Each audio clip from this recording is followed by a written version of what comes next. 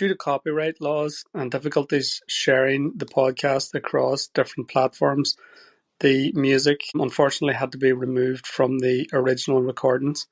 I hope this doesn't spoil your enjoyment or interrupts the flow too much. You are an Iron Man!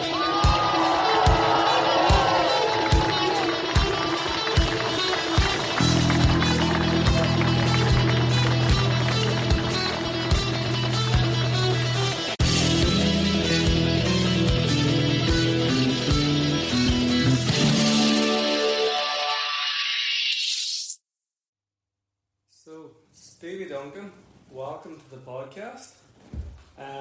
Absolutely buzzing to have you on. You're a well-known figure in the town and a well-respected athlete. A person I've always looked up to and someone that inspired me to take up running. And I really enjoyed working with you whenever you were coaching me, whenever I tried to take on my first marathon a couple of years ago. So an absolute wealth of information. So I'm really, really happy about having this opportunity to have a chat with you and then to find out the secrets of what drives the machine that is Stevie Duncan. Well, thanks for having me. A lot of people won't know, Stevie, but you have actually dabbled a wee bit in triathlon. Am I right or wrong in that? Yeah, a long time ago. Triathlon was in its infancy, I suppose, in Northern Ireland. But and down south, there was a couple of people that were very interested in doing triathlon back in the day. Notably, Sean Healy and Conor Netta. Yeah. And a boy actually, Alan Shanklin, that used to work in the camp. And they were the ones that were really into the triathlon back then. And I'd always did a bit of running, always had a natural bit of fitness. Never really played any other sport, really. I might have played for Drumara briefly, right. But I never really got into it. But I've always had that natural type of fitness. So when I started working in the leisure centre, part-time, and I'd never done much running or distance before. And there was another two people I have to mention as well, is Jerome Kennedy and Ryan Duncan. Oh, right. And Ryan, my cousin, and they were very much into doing a bit. They were part of the swimming club and getting ready to do a bit of triathlon. And Jerome had mentioned to me, he didn't really know me as such, but he just knew that he needed somebody to just keep him company out in his 10-mile run. And I had never run that distance before. And after the run, after 10 mile, he was sort of surprised that I was able to stay with him because I hadn't done much before that, But I couldn't nearly walk for 4 or 5 days afterwards, I was really sore. It was a baptism of fire, such, So that was pretty much like your first kind of run. It was like a 10-miler with Jerome. Yeah, and he was getting ready for a triathlon, I think. Right. So that was instigated the whole thing, like And I Cassidy and the Sundance Kid vibe going on. More or less. So I just started from there. Yeah, it took me a wee while to recover from that, because my body just wasn't used to, crazy. You'd never tell anybody, first thing you do is just go out and run 10 mile, So it was just something I just agreed to and then ended up, doing. So I got into it that way, Up until that point, up to 20, I really didn't do much. Yeah, I did a bit of, activity with the canoeing club with Daisy McAleer, and there was a normal canoeing club, and we did a bit of that, and a bit of hill walking and stuff like that there, but nothing really competitive up until I was 20 and got into the run, And then, what about your triathlon? Where did it come in on your journey?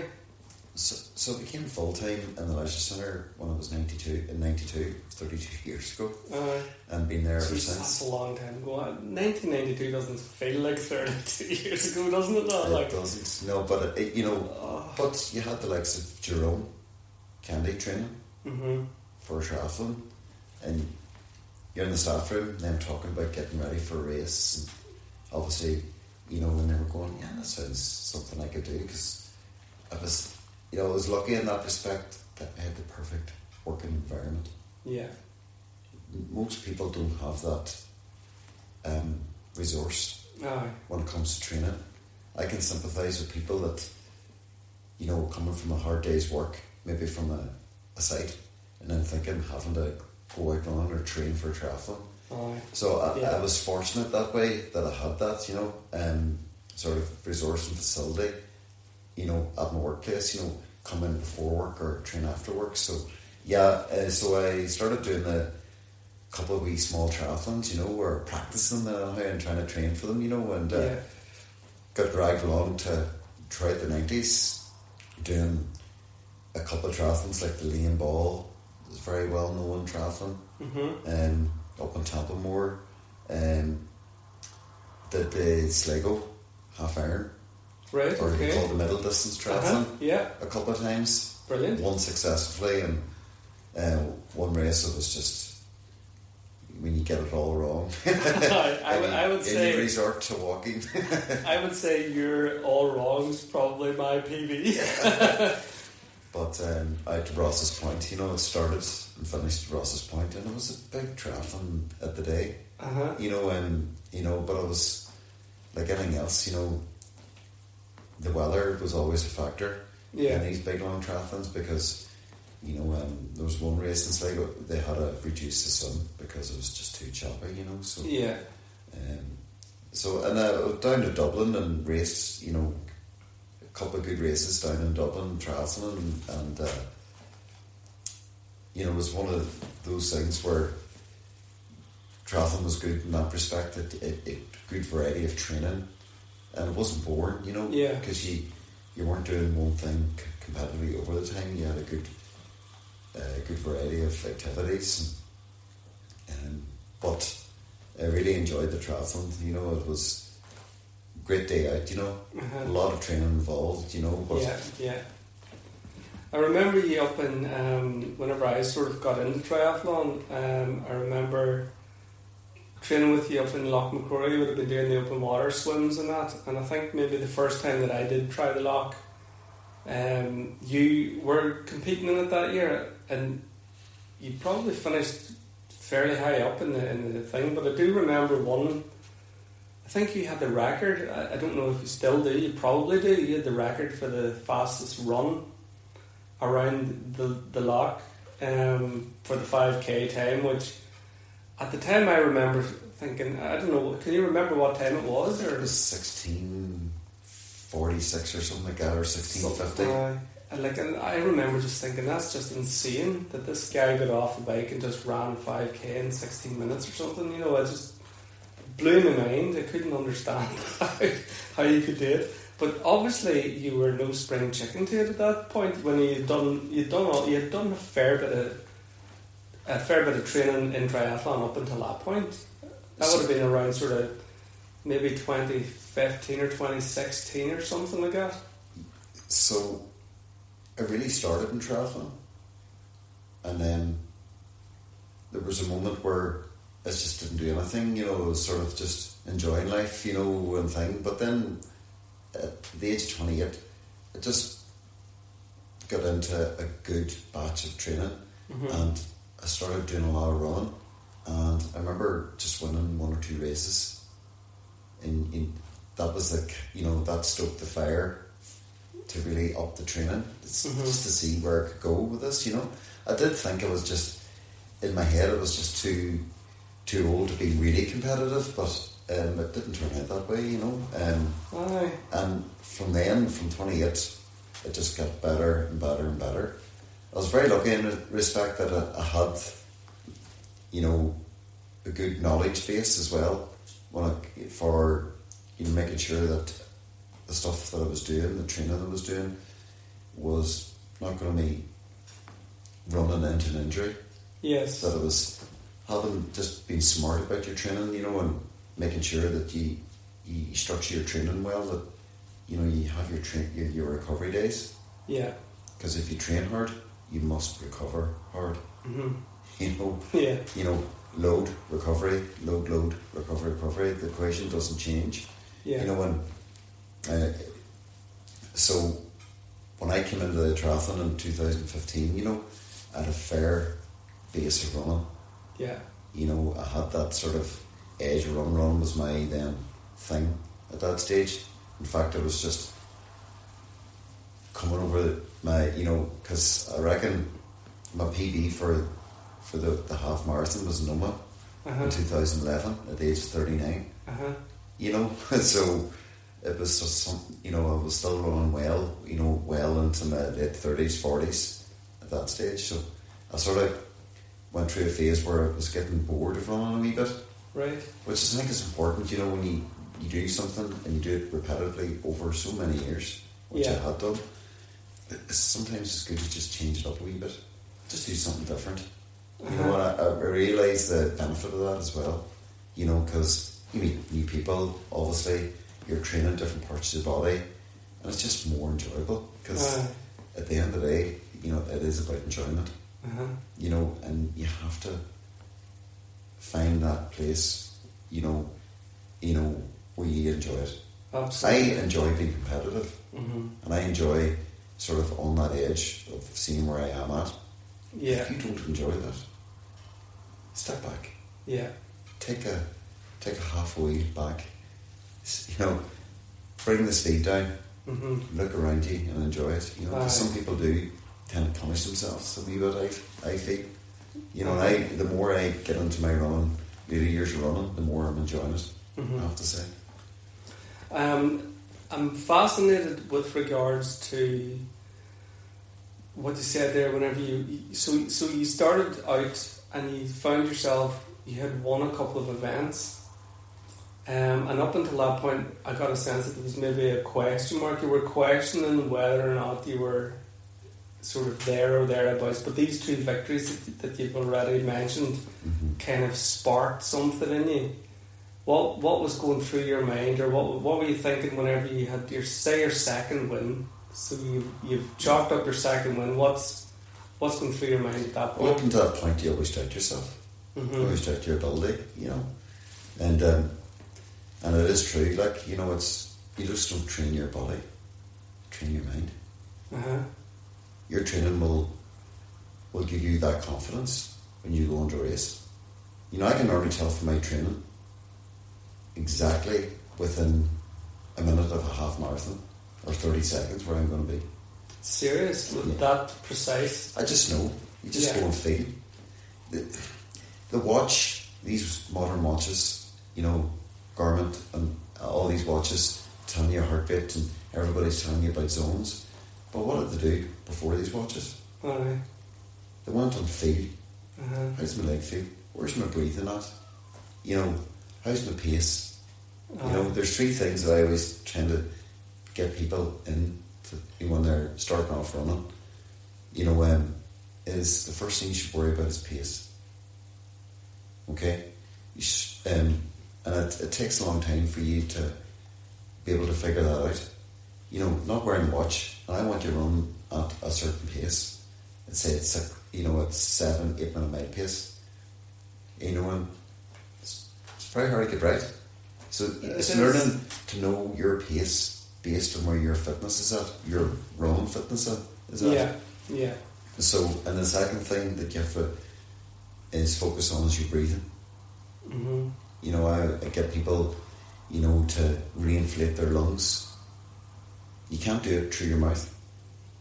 You can only do it through your nose. Like blowing up a balloon. It comes in at a higher PSI. Yeah. Like blowing up a balloon. So sometimes it's good to just inflate the lungs. Because at the end of the day, the more oxygen you can get into your bloodstream, the more you can deliver that to the muscle. The lower your lactic levels are going to be. So, and the more enjoyable it's going to be. So, and then the third is your form. You know, are you relaxed? Or you lean forward? Or you know, once you get into the form, you lift your heel. Because you know when you get into that zone, and I find when I'm running really well, I'm just gliding across, not climbing. Yes. You know, your legs are rolling in front of you, and it becomes a lot easier. You know, because if you change something very small, and you make that a habit, a good habit, like lifting your heel slightly higher, It might not sound like much, but if you're 180 steps per minute yes, over an hour, it very rapidly scales itself up mm-hmm. to a massive change in your impact, your speed, and everything. So, one of the things that you had mentioned whenever I was training for Dublin Marathon, which is a term that you used, was float. And I had never heard the term before. And I remember actually going home to my wife and telling her about this concept of float. And she didn't know what I was talking about. And I suppose I didn't really know what I was talking about. And maybe you can elaborate on it. But it was this idea that I don't want you striking the ground hard. I want you to imagine that you're like running really, really lightly. And because I was telling myself that I was floating, just that mind shift from running slow or lightly to the idea of floating, just the idea of it alone actually took away the pressure. And lo and behold, I was running, obviously, but in my head I was floating. Do you know what I mean? aye, it's the concept of just making you changing your mind about. I've been taking somebody training lately, and we were doing a session on the grass. We were doing 400s, and I says, I just want you to focus on heel lift, mm-hmm. okay? And I want you to time the 400, and I want you to keep doing it. And her response was, it feels really awkward. But I says, does it feel any harder? No. But her time was coming down because of that slight heel lift. It made a difference. You know, that sort of realisation that these wee small changes, you know, you're getting used to something for so long, and to change something after you doing it a whole lifetime, you know, your body's developed its way of walking and running over your whole lifetime. Mm-hmm. It's hard to make those small changes, but that's where the drills and the repetitive, you just keep doing it over a long period of time, and eventually you'll hopefully pick up that good habit, you know, in good form. Whenever you say heel lift, is that from your foot on the ground, lifting that heel up to bring you onto your toes to propel you forward? Is that the idea of it? When you say well, you're heel lifting lift? your heel up as you're running. You're lifting your heel up towards your glute. Mm-hmm. You're lifting it closer to the lever. Right. Okay. Yeah. Okay, which is when you're bringing your leg forward, you'll bring your knee forward. You bring all the weight closer to the lever, it's easier to move your leg forward. Right, got you. If your leg's lower down and you're not lifting your heel, there's more of weight lower to the ground. Yes, I know what it's a small thing, but I would probably have a lazy heel then, because I kind of imagine my run as you know, I know people by the run. I'll be driving into the town and I'll go there sometimes, and you know by the runs of them. Yeah. You know, and people said that about me. I knew that was you because I know your gait. I knew that was you. That's it. But it's lifting that heel up and it's the mechanics of running. That's just one of the things. You know. Yeah. Keeping your shoulders, your elbows at your waist and behind. Because once you put your elbows forward, you have a tendency of leaning forward. And once your elbows are forward, you're bringing your own shoulders forward. So you're just restricting your breathing and the way your rib cage. So if you keep your elbows back, you're bringing the shoulders back. You're opening up the lungs. Yeah. And you're keeping your head up as well. Because when you put your head down, psychologically you're putting your head down. You've put yes, and then the weight of that head going forward. And then the dark moments start to creep in, especially when you're running. And you go, you know, especially and you where you know when you get to a point where you in a run where and everybody's had this. Geez, 5 mile today. Oh God, I know. You know, where you should just focus on the pace, the breathing, the form. You know, and break it into smaller pieces in your head. This is what I do when I'm running. Yeah. I always work the hills. Okay? Shorten the stride, change gear. you know, but you're still going up the hill the same speed. You're just like as you're going up a car, up a hill. You just wouldn't stick it in fifth and hope for the best. You'll just start. But that's what runners do sometimes. They're trying to change gear in the middle of the hill. Yeah. You should change your gear before you hit the hill, shorten your stride, increase the revs, more revs, increase the speed. And it doesn't take as much out of your cardiovascular system. When you get to the top, you can still run on. And then you maintain the flat. And then on the downhill, you focus on recovery, where you're trying to go, right, it's not as hard in the system. Yes, I might have went into the red zone a wee bit, but I know I'm going to get recovery here. Let's focus on the breathing. Let's get the lactic levels down. Let's recover. Yeah. But you're not gonna hemorrhage time by relaxing in the downhill, if you understand. Just get you into a thing of recovery, breathe, because you tend to forget that. And if you're thinking about those things, you're not thinking about the negative things. Yeah, and I think that's something that we're probably all guilty of. We'll go. The first thing we'll think about is, oh Christ, here comes a hill, instead of there's recovery to be had at the top of this hill. Yeah, I've stopped thinking about hills as hills. I think about them as efforts now. So I look at a hill and I think, this is 30 seconds of tap, tap, tap, tap, tap to just try and get through the hill. I don't think of it as a hill, I think of it as an effort. And then I can do a 20 or a 30-second effort. Yeah. But I also need to remind myself about the recovery to be had on the opposite, because I can do that with cycling. You know, I can freewheel on the downhill on a bike, and I suppose you can kind of take your foot off the gas a wee bit, but you have you've got that ability to inflate the lungs again, really, don't you? On the other side of the hill. You know, because if you don't, and you're gasping on top of the hill, and you're, you know, because when you're being put under pressure, you know, and the lactic levels are coming up, you know, when you're on the edge of just, you need to do something about it. Yeah. There's no point in trying to go and then feeling sorry for yourself and going, right, here, I can choose to just slow down a bit if you need to, or knowing that, yeah, I'm going to get recovery here, I'm going to get my breathing back under control again. And then that's, you know, if you look at a whole marathon, that's, you know, the whole thing, it can be a wee bit too much for somebody. You go, well, I'm going to have a plan here. You know, for some people, it may involve walking. And there's absolutely nothing wrong with walking in a marathon, especially if you're starting out with. You know, I'd always recommend going, I want you to run 5 miles. When you come, just before you come to a water stop, I want you to start walking, take your gel, walk through the water stop, reset, and go, right, I've done that 5 miles. Let's do another 5 miles. Break it into smaller bits. Just not physically, but in your mind. Yeah. As well. Yeah. Well, there's 5 miles I don't have to do again. Yeah, it's a good way of looking at it. Yeah. You know, where people just go, Jesus, you know, I have 21 miles left.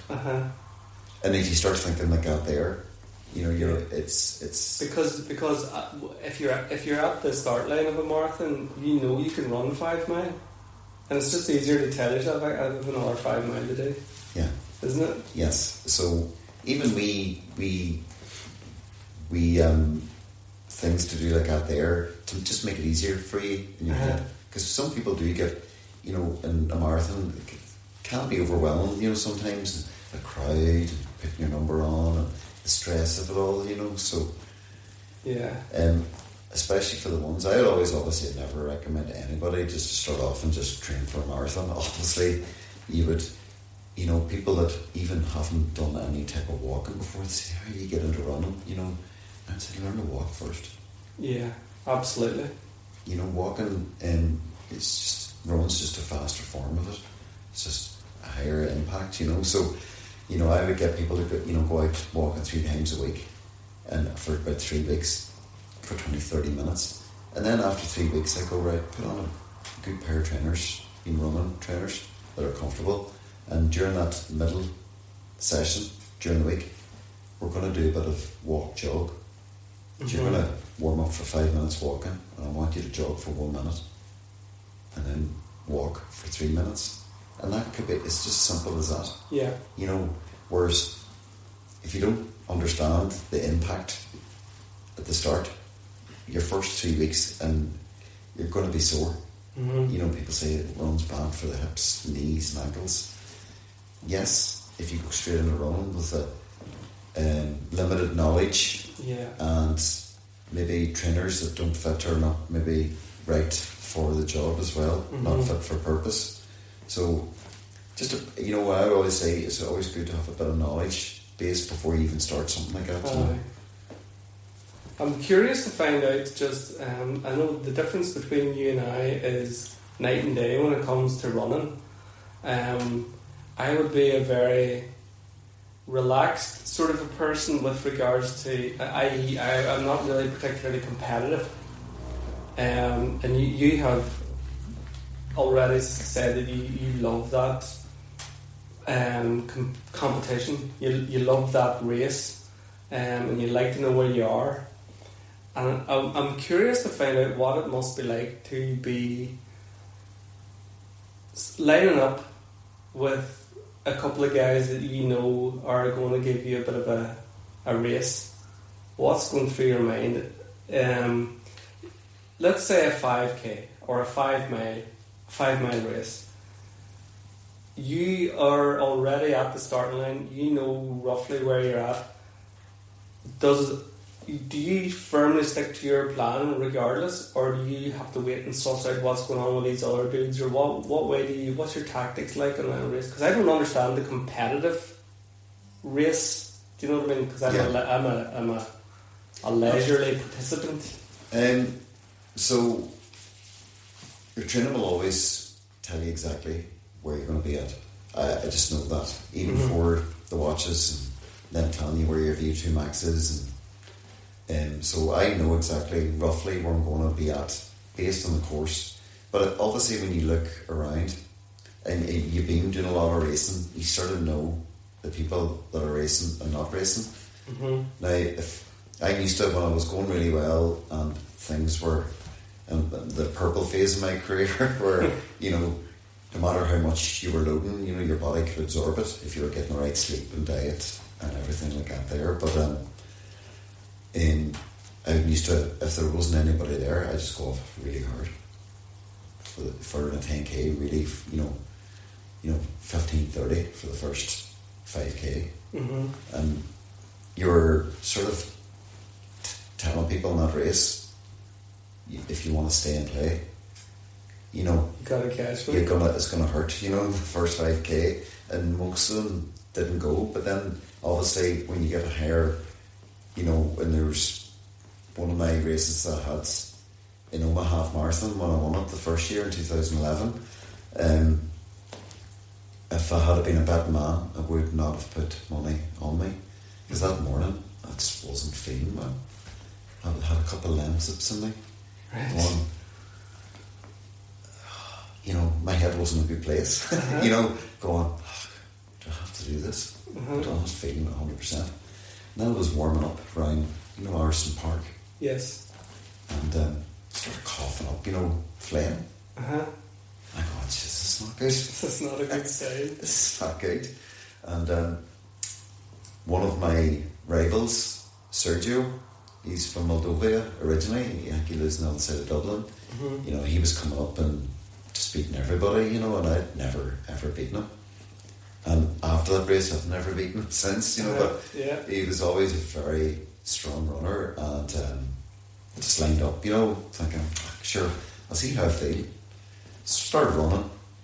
First mile, I was just right behind him. Went through the first mile and I was bang on 5 minute mile pace, but I felt so relaxed. I was going, Jesus, feels alright. Kept going, and then I got to about 7 mile, and I was leading, and I was turning round behind me because I'd never leading Omaha Half Marathon ever. You know, it was always one of those things I wanted to win. You know, you always wanted to win your home race, Omaha Half Marathon, and it was sort of like I couldn't believe I was in this. It was surreal, you know. And then I sort of knew how to win because I was running up towards Capel Church, and Bill McCausland, who used to do a lot of triathlon and was a coach for so many years and coaching me and so many people, says, Stevie's 300 yards behind you. And at that, and there was still another 2.5 miles at that stage to go, but I knew how to won. Mm-hmm.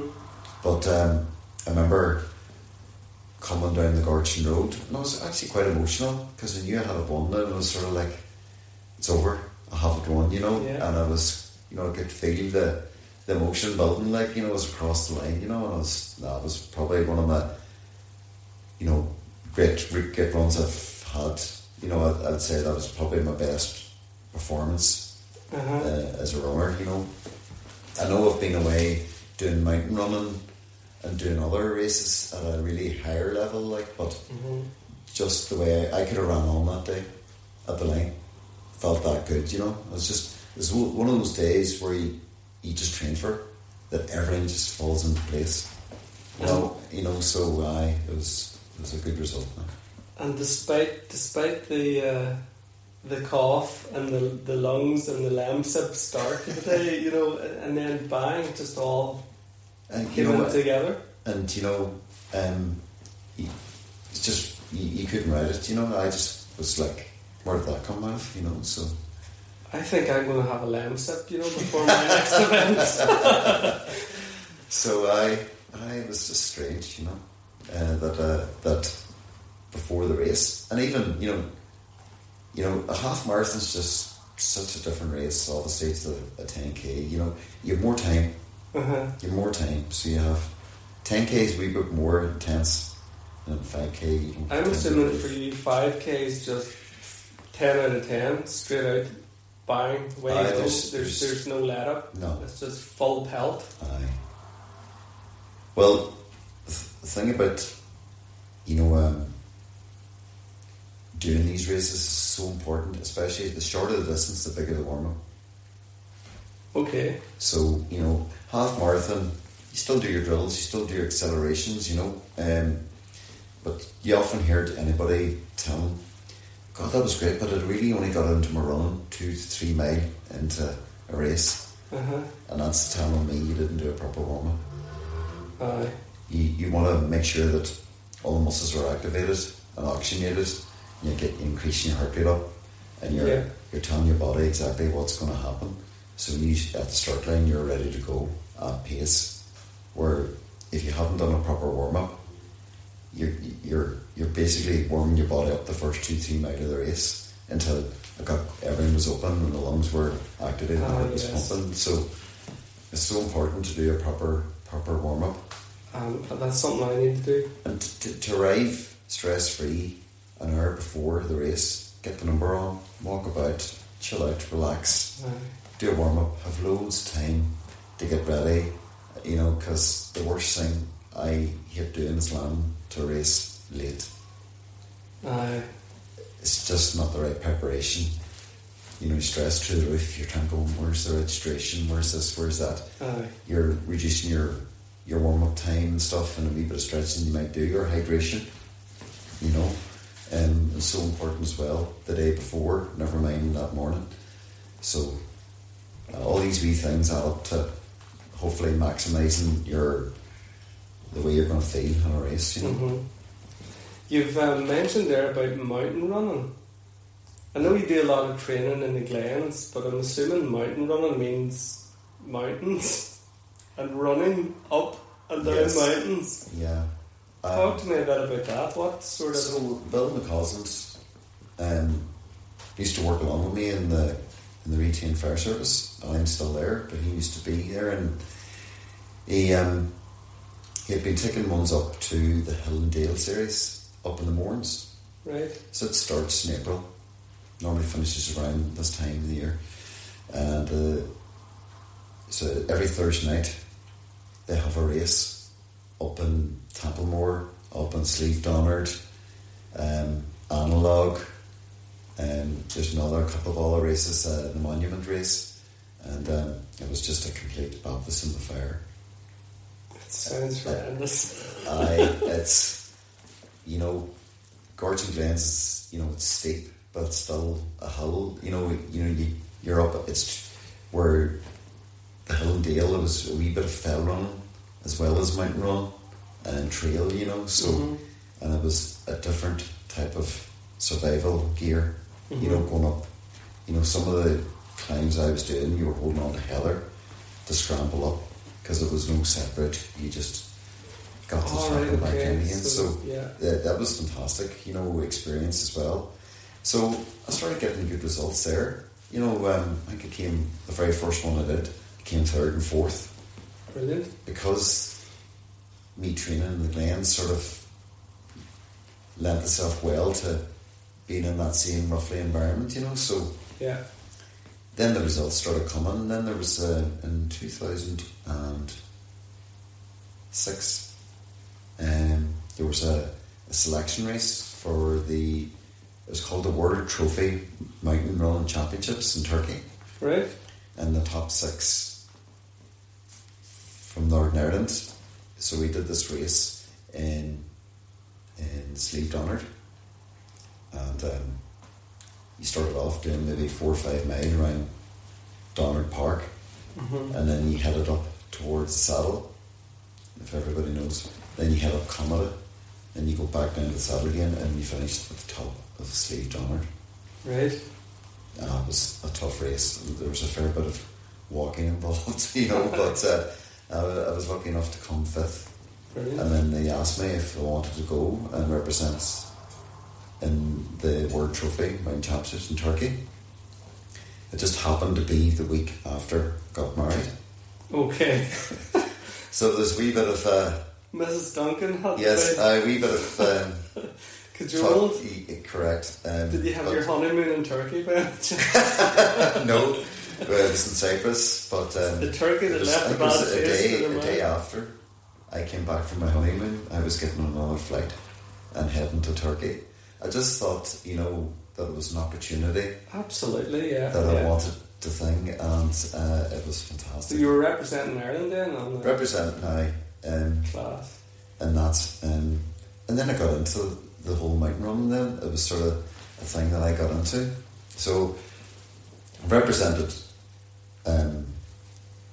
Northern Ireland and Ireland in the mountain running, and then went to Switzerland a couple of times, the Swiss Alps. Class. One of the hardest races I've ever done was in the Pyrenees on the French side. It was every year, if it's the World Trophy Mountain Championships, it's either a straight up course, so there's no downhill, or there's up and down, like a 3-lap course, you know. And obviously the up and down suited me better because the speed and coming down, I was pretty good at coming down the mountain. But this year in the Europeans, I think it was 2009 or 2008, it was a straight up course, 13k straight up, no downhill. And what sort of gradient was that like? Do you remember? It probably an average about 10, 11, but it was at altitude. Aye. The village that we were staying in was around 1,000 metres. The starting point, and then you're going on head really, there's nowhere you can train for that here. No. It was just that giant on the top of the Gorton Glens is only what, 500 foot or so, is it? Well, it's you know, from the car park, the very bottom car park to the Glens, if you go straight up, you run the straightest run up to the thing is about 2.2 miles. So it gives you a scale of the mountain that you're trying to run as well, you know. So great experience and fantastic, you know. It was one of my favourite times because it's not like you're running on a boring road. You're in the mountains doing a trail that you've never done before, and you're meeting people, and the whole experience was fantastic. Spectacular scenery and everything as well. I think it's a different attitude towards mountain running as well. It's more, you know, community based. Running is so much community based, but you know, because everybody's went through so much pain, the sort of at the end of it, you know, go on. We all got through that, you know. So it was different levels of empathy. Absolutely, and it was a great experience. Like in Germany as well, I was there. So the mountain running, and I think it was in 2009. I won the All Ireland Running Mountain Championships down in Wicklow, in Crohn's. It was a great achievement, like so. Mountain run's one of the things I really would like to get back to. I actually recently did the run that you were talking about there, the giant run. Yes, run. That was only a week or two ago, wasn't it? Yeah, and it's great to see Nimra and Carmen runners coming together to organise that. Such a great race and such a great. We're so lucky to have the Gorge and Glens at our doorstep, and I definitely applaud more of that coming to the Glens because good experience for everybody. Absolutely, yeah. The other thing then that I wanted to mention was you came first in your age category in the Belfast Marathon this year. Yes.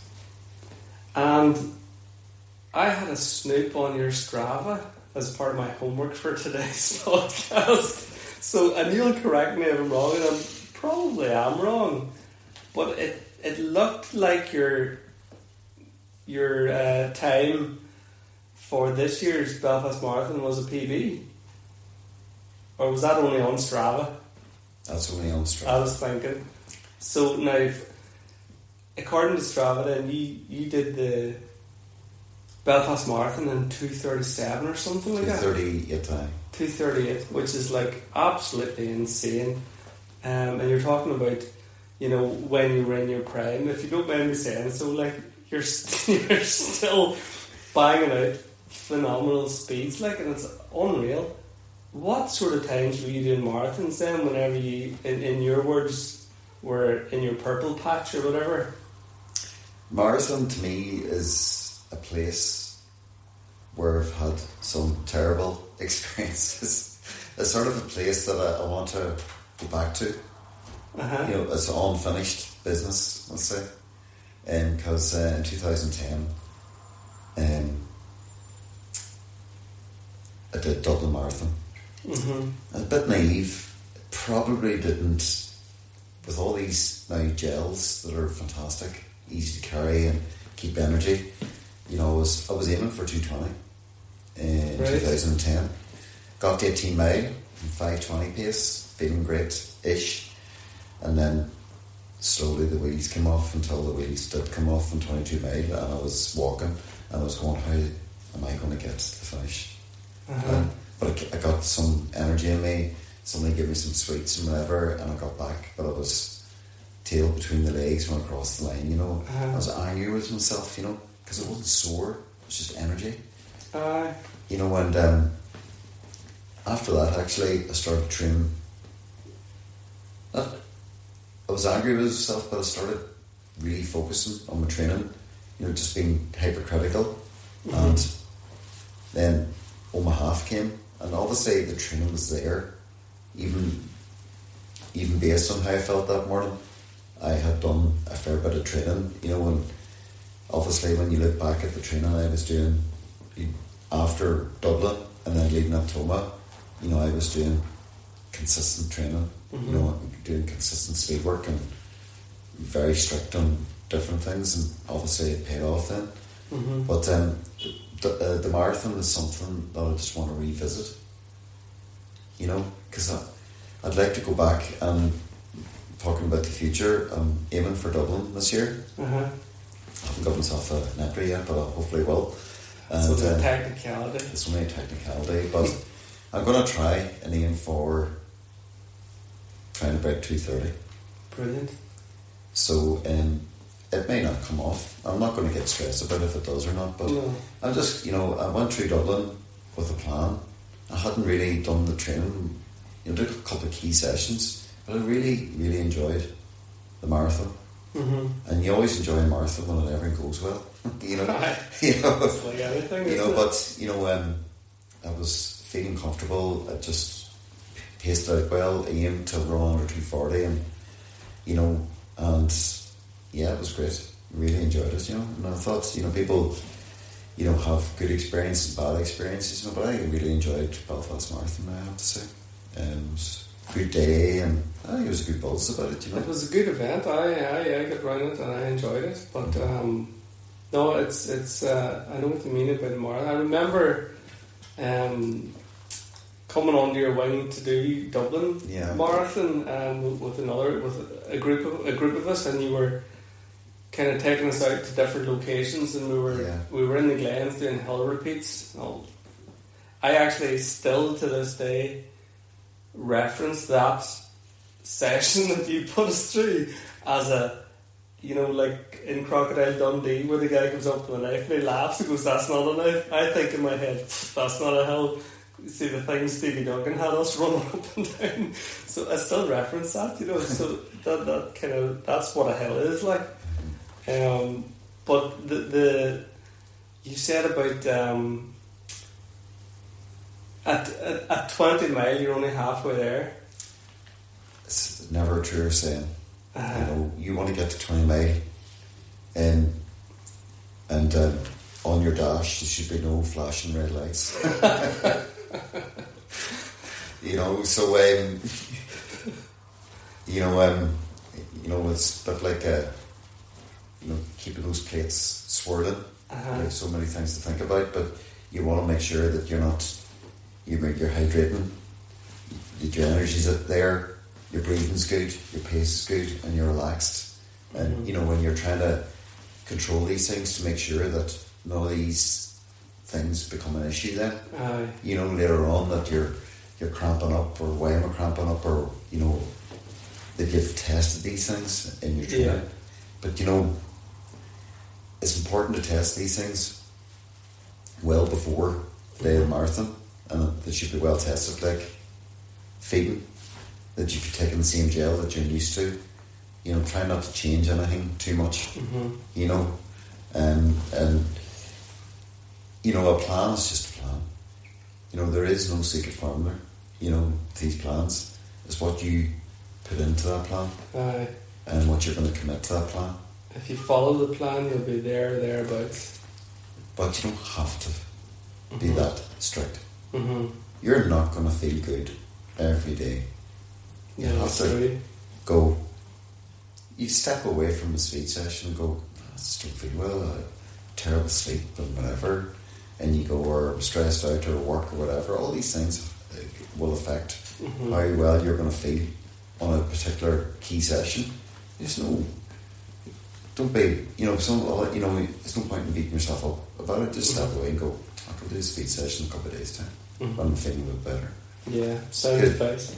And you're not going to get anything from that speed session by just forcing on through. You might do the first 2 sets of that speed session that you're trying to aim for, with tempo runs or whatever. And if it's not working, you step back and go, "Here, just my body needs rest." And when it comes to rest, it becomes more prevalent as the years go on. I think it's important when you do get into running, especially in your 50s, it's important to have mobility, flexibility, and strength. And if you want to have an injury-free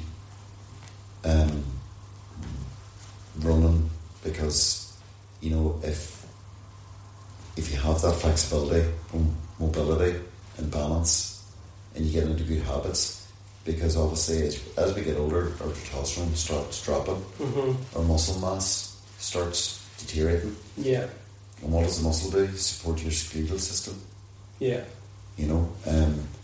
you need that strength in your ankles and knees and hips, and you need to make sure that you're activating that, and it's more prominent. You need to do that more so as you get older, to make sure you're maintaining that muscle mass, so you don't have those problems later on. I was looking at the Omaha Harriers website, and I kind of went back just to the start of the year, and I was looking at the results tables, and all of the results tables that contained your name had a number 1 or a number 2 beside them. Mostly number 1s, as in you came first in your age category, or you came first in the race. So you won loads of stuff already this year, and I'm presuming that that's been a regular feature for you. You're a guy that when you turn up to a race, there's a good chance you're going to be on the podium. Would it be right or wrong, or is that? I used to put when I got into running, and then the results started to come in. So it was nearly an expectation of yourself. Mm-hmm. You know that you had to perform. You know, at one stage you landed a race, and it was just. But that was just healthy competition, you know, mm-hmm. and yeah. You invite that, you know. But it never phased you, or you never kind of put yourself under too much pressure about it in terms of building yourself up and getting anxious or nervous about it. You turned up well prepared, ready to go, well trained, well rested, on point, and trusted to that formula rather than overwhelming yourself with pressure. You might think about it, and somebody might say something to you. Well, you know, well, what's going to happen today? You know, and but you just, you know, I just deal with competition when it starts. That's when you deal with it, not before. What's the point? Yeah. Just deal with it when it's there, and go right. You know, that person's taken off, or I'm feeling good here, and I go off, and you look behind you and you feel that there's a gap appear. Mm-hmm. Then you make sure that gap, you might go into the red zone a wee bit just to push that gap a wee bit further. And when that happens, and that elastic band breaks of the second person behind you, you know, but you know, I still love the competition. Yeah. No, I went through COVID. Probably came at the right time for me, where I was trying to hold on to something I couldn't hold on to. Of course, right. You know, you just expect. You know, you still think you're 30. You know, when you're out running, like, and you just realise, look, it's, you know, it's just a natural way of things. So you just have to just let go.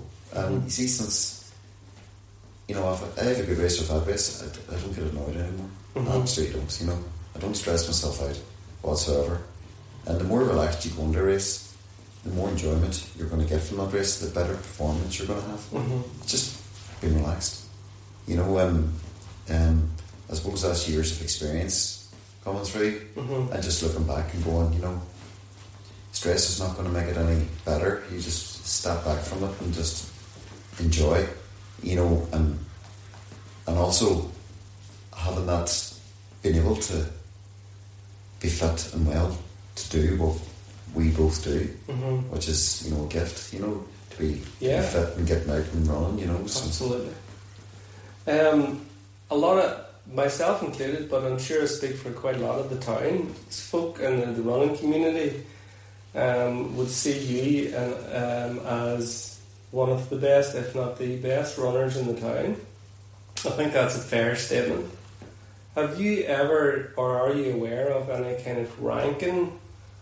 Have you ever been ranked in terms of maybe, because is road running different from the athletics track thing, or is there a ranking system, or have you ever been ranked? Well, you sort of, when you had mentioned to me about doing this podcast, you put me on a wee bit of pressure going, you know, you asked me a couple of questions. I just want you to think of, you know, your achievements, you know. So I was going, someday I'm going to take something, because I have, you know, certain medals hanging up, but there's certain medals in drawers as well. Yeah. And someday I'm going to look back and sit down and go through all the stuff, you know. So there's a wee website I go onto. I'm sure some runners will know what it is, called a Power of 10. Okay. And I sort of printed it out here, and it has me from all my 165 races I've done since 2004. Right. Going from Noma Half to the international cross country, because I've represented Ireland in the cross country in the British and Irish Masters. And we won the team. I I came second in certain places, and Brilliant. but they also give a ranking in the UK as well, and I think one of my best rankings was when I was in the 35. I had did the 5 mile in Cookstown, and I was ranked first in the UK in the male 35. I think the time was 24:28. That's unreal. So I was just good. So it's a great, if anybody. So over 5 mile in that age category for that year, you were number one in the UK. Yeah. That's phenomenal. So What year was that? 2008. So And does that cover track and everything, or is it just roads, or what way does that work? So it's based on obviously UK rankings, but you've got the Northern Athletics, Irish Athletics, and you've got fell running in there as well as mountain running, and all the 10Ks and 5Ks and marathons, and it collates everything. Everything will tell you what your time was, where your ranking was, and what age category as well. Brilliant. So you can actually look up anybody, even the bigger athletes, and type them in to see exactly, just to give them a picture of their career. Like when you think about the amount of people even that participate in the runs around Omagh, the runs within Tyrone, you know, and just extrapolate that out to the north of Ireland, and then to Ireland, and then to England and Scotland and Wales, and to think this lad from Omagh is number one in the whole of the, I guess, that's unreal, that. Oh, no, thank you. I mean, I didn't even know. Somebody pointed it out to me. Because and there's no medal for that. No, it's just a ranking that this website had come up with. I'm going to have to correct you now. That's not just a ranking. That's something special right there, Stevie. That is just unreal. So I was just one of, gold medal, as I even say, your purple phase as a long distance runner, as a 35 to 45, where you can still, but in saying that, I mean, the Omagh Hires, and the Omagh Half Marathon really put, Omagh on the map when it comes to running as well. It's a very successful run, and it is, surely, yeah. And everybody starts talking it, around Christmas when or October when the entries go out, and with the numbers have increased exponentially up to, we had 4,000 people running. Yeah. When it's one of those things that is, as an Omagh Irish member, very proud of, and as you know, the amount of people that are running around Omagh. Well, it's fantastic, isn't it? And it's great to see. You find a lot of clubs, gilly clubs and soccer clubs and different things, actually having their own wee running club within, Yes. And it's all about just, because for 99% of the people, it's community, it's just getting out there and running. It's such a cheap form of exercise, so effective, can be so cruel at times, well, and sometimes yeah. hard, but it's just one of those things that, I always go to, I just love getting out running, it's just one of my things that I love doing.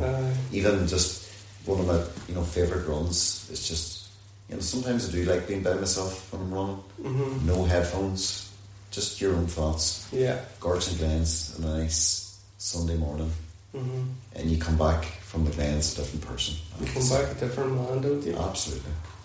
No, I would be a great advocate for that too. I know whenever I started running, I would have listened to music, but it kind of got in the way, because then I was thinking, I don't like that song, or that's too slow, or that's too loud, and then I just ditched them, and then, just being by yourself with your own thoughts, as you say, and just clearing the head. Absolutely. There's nothing like it. People say, how do you do the long miles? And I often refer to, if you're driving a car for 30 miles, and somebody said to me, "Do you remember the last 5 miles?" And they go, "No."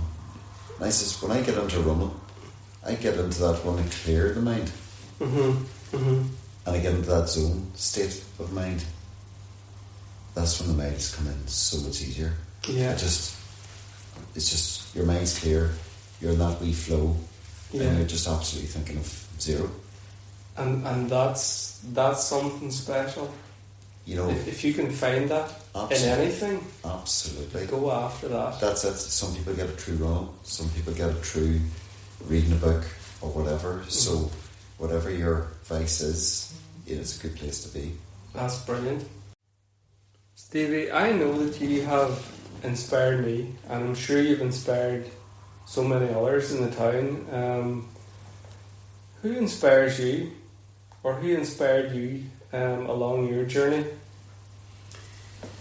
Well, there's been several people, but the one notably I can think of that is an inspiration to me would be Tommy Hughes. Okay. Tommy, I knew him, obviously. I'd known that he had competed in the Barcelona Olympics in '92, and he was a very, very strong runner, and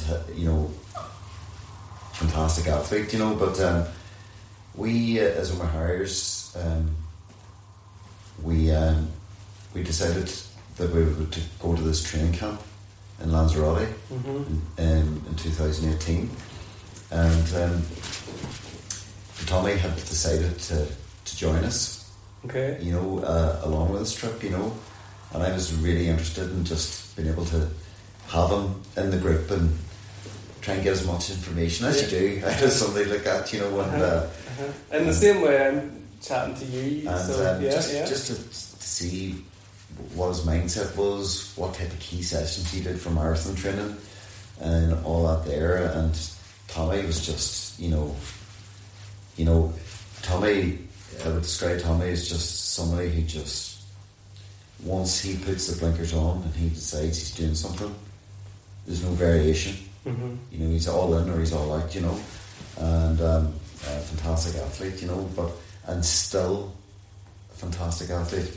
As you mentioned there, I did the Belfast Marathon and really enjoyed it, and a couple of weeks before, 4 or 5 weeks before, I did the Omaha Half Marathon. And I was 2:14, and I was happy enough with the result. And Tommy, I don't know how much truth is in this, but Tommy came in 2:17. Right. And so I was 3 minutes ahead of him, and I ranked up and I seen him we got up to the starting line at the Belfast Marathon, and I said, "Tommy, what are you doing?" He says, "I'm a wee bit of a cold on me here, but I'll see how I feel, So took off, and I had a plan. I says, I just want to get on 340 and I want to enjoy Belfast Marathon. That's it. So I was behaving myself, per se, and looking around me and talking to going, what are you looking to do? And I bumped into Neil Weir, and Neil Weir, I know Neil, and I've raced him several times, and he says, I'm looking to around 240. I'm like, you're my man, I'm going to stay with you. So everything went well, and I was feeling really good all the way through. Got to the finishing line, and Tommy was already there. Did he take a shortcut? I says, how did you get on? I says, I 2:36. I'm really happy. And he says, I think that might be a world record for my age group. And Tommy now is 64. He's going to be entering a new category come December. Jesus. Okay. That's unreal. So I was wondering why I had beat him in Oma half marathon. And then somebody told me, I don't know if there's much truth to this, but it wouldn't surprise me with Tommy, because Tommy's a well-known runner in the north, and he's just one of those people that in the running community everybody knows, but quiet, humble man, but it's just a different league, especially obviously he's world class in his age group at the minute. But somebody told me that he had done 10 mile the morning of the Omaha Half Marathon. Now, if you'd have said that about anybody else, you would have laughed it off. But when you mentioned Tommy Hughes, you go, I'm not surprised. Because he was obviously focused on Belfast Marathon. He was using Oma as a training run. So he had done 23 mile that day? Well, according to allegedly. So I don't know if according it's to resources. He's actually going to join us now in Lanzarote this year, and I'm going to ask him if there's truth to that. So, and he's training for a marathon in around October as well. So he'll be the perfect training partner for me when I head over to Lanzarote in the club on the 30th of September. So he definitely took his warm up seriously that day when you were on about. He definitely prepped. He's so strong. Like, and he's a credit. Like, I mean, at 64, and still being in the top 30 in Belfast overall. Yes, overall. At that age, absolutely unreal, isn't it? World record pace in his age at 64 is phenomenal. Well, that's what I'm doing at the minute. I'm training for the 65 to 70 age group category in triathlon. I figured that it's the only chance I have of a podium. If I can keep putting one foot in front of the other and keep me balanced on a bike, and might podium on the basis that maybe everybody else has dropped out at that stage. But hey, that's unreal. That is absolutely insane, isn't it? Just, and the thing about Tommy is, he always goes 10 mile in the morning, 10 mile evening. He was, somebody did a podcast on him about his training and different things, and he was very much always running at the quarter pace. Didn't do much speed work, but he always did his speed work at the day of the race. On the day of the race. And he used racing as part of his getting fitter, and that worked for him. That might not work for me, but and not that we're going to describe all runners like horses, but we are very similar. Some horses like soft cross country, some like hard road, some people like being flogged, like just loads of miles, and they respond really well for that. Some people don't. So it's trying to find what's going to work for you. It's horses for courses, isn't it? Yeah, indeed it is. So, and that's the process that you have to learn. That's some sessions out there, or some sessions that's really going to help you, or that you find more benefit from. And if you do, well, obviously you keep doing those sessions. Class. You are in the middle, or maybe just about to start a new intake with regards to your own coaching. Yes. Or have you started that already? Or well, maybe 3 or 4 or 5 years ago, even before COVID, in 2018, somebody had asked me just generally, because I did a bit of junior coaching, and I still do the junior coaching with my hires on a Monday night. We're finished for the year, or finished till August. Start back up in August again. So I said, take people for half marathon training or whatever, and I started going, well, I won't, and I decided to start just advertising, just taking people out, a 12-week program, and I like to have that contact. Some people do the online coaching, and it's good, but it's nice to take people out in a group, and so I've probably a different way of, everybody has a different way of coaching and different things, and I'd be very much work with reality, when I take people out coaching. I like to exactly know where they're at. They have expectations, I have expectations, and then there's the truth. And maybe it's the hard truth that they have to learn. They may say to me, I want to run under 145 for the half, and then I do a small fitness test, and I go, no, maybe not this year, but we'll work towards that, and just focus their expectations a wee bit and go, well, I've done a small run and fitness test, and that's where you're at, and that's where you want to be. It might not happen in 12 weeks, but it's important that. So I'm training for Dublin myself this year. I'm going to take in also the water side as a training run, and the Belfast Half, which is on the 22nd. There's people that are training towards that, so I'm starting another group, another block of training, 16 weeks, starting on the 11th of July. Starting with a wee small fitness test, and I really do enjoy the coaching because you get the chance of joining somebody's journey, because it is a journey. Yeah. You know, of them, their expectations, the stress, and you know all the stuff that they go through, all the negative stuff and all the positive stuff as well. You know, and some people, you know, is trying to get them into the right frame of mind, and trying to find out exactly what they're looking from this. It's not about time. 99% of the people, it's not about time. They could be doing it because they're raising money for charity.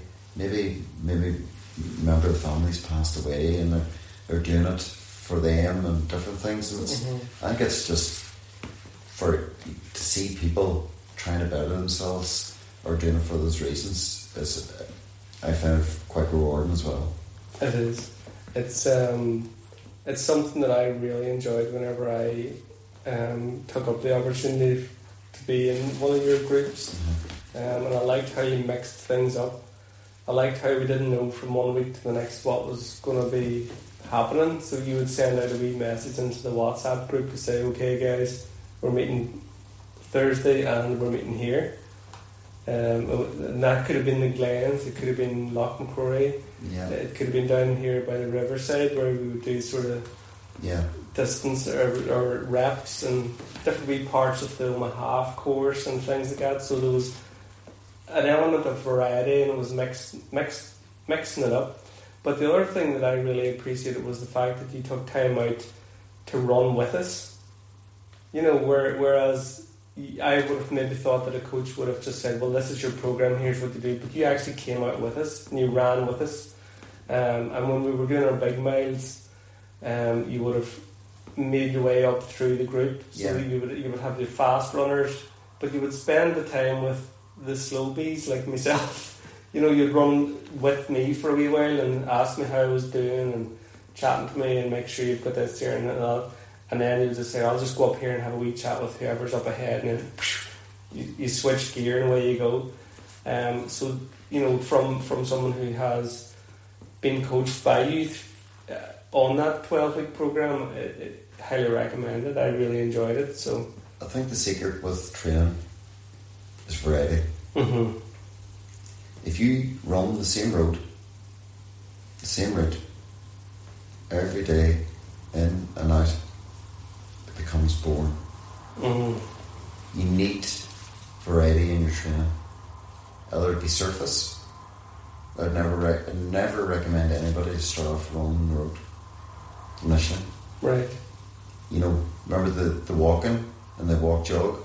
Then you take it to the treadmill, and then after that you take it to grass. And then you try it when you're loading miles that you do it on grass and road, but nearly half and half if you can. Right. To reduce the impact, break it up a wee bit. You know, go the opposite way around. Yes. Go, I'll do that same route, but I'm going to just work the hills today. Something as simple as that. And you work the hills, and you put in a bit of effort, and you know, just break it up. You know, obviously being structured, you know, that it's not leading into a recovery day or whatever, you know, that, you know, but normally when I take people out on a Thursday, it's normally a key session. It's either speed, strength, hill reps, you know, tempo, which is just below your race pace, you know, threshold, and you know, those type of runs that you need to be doing to get your body into being more efficient, you know, increasing your VO2 max and making you just not a fast runner but a strong runner as well. The plan always is, if we could be half the runner that you are, we'd be happy. Stevie, if anybody wants to get in touch with you then, just in future, and obviously this podcast will be on the internet for a long time, so they might pick this episode up in a couple of months or whatever, you'll be taking on regular groups kind of 2 or 3 months ahead of sort of big events. You take in like maybe is it 2 or 3 intakes per year or something like that? In about that, yeah. You know, you have obviously the Omaha Half Marathon. Yes. It's a perfect catalyst for after Christmas. You know, because it seems to the Omaha Half Marathon is sold out, you know, well before Christmas. So people sort of are planning that, they book it, knowing that come January, it's exactly 12 weeks out from Omaha Half Marathon, and especially after Christmas, and maybe people indulging and whatever. It's just a perfect way of just getting back to running and back to fitness, you know. And then you have there's so many runs, you know, in Tyrone as well as across the north and down south. You know, and obviously the bigger ones being the marathons, Belfast and Dublin, and even some of the Christmas runs, you know, Greencastle and Knockmacquarie, you know, and all the runs, Barra, you know, normally after the Omaha Half, and Dromore that are starting to run now on the 17th of August as well. And now Carmen doing the Craigan 5k as well, and the big giant run that we just did there. It's great to have that variety, and there's so many people running around Omaha. It's great to see. If anybody wants to get in touch with you, just Facebook me. Facebook's the best one. PM, and I'll answer any questions. Or maybe Nabby in the leisure centre. Nabby in the leisure centre, I'm always so there'll be no danger of them catching you out in the road run, anyway. No worries. Just I have a couple of pages on Facebook. You know, they private message me, or if they have or thinking about doing or starting running, then I'm more than welcome to talk to them. Good stuff. Stevie, all I'm going to do now is wish you all the very best. Thanks for having hoping that you'll have a rewarding year ahead of you. I look forward to seeing how you get on in Dublin, and I'm sure you'll smash it. I've no doubt. I'll see you at the start line. Well, we'll see. Thank you very much. No worries. Thank you for having me.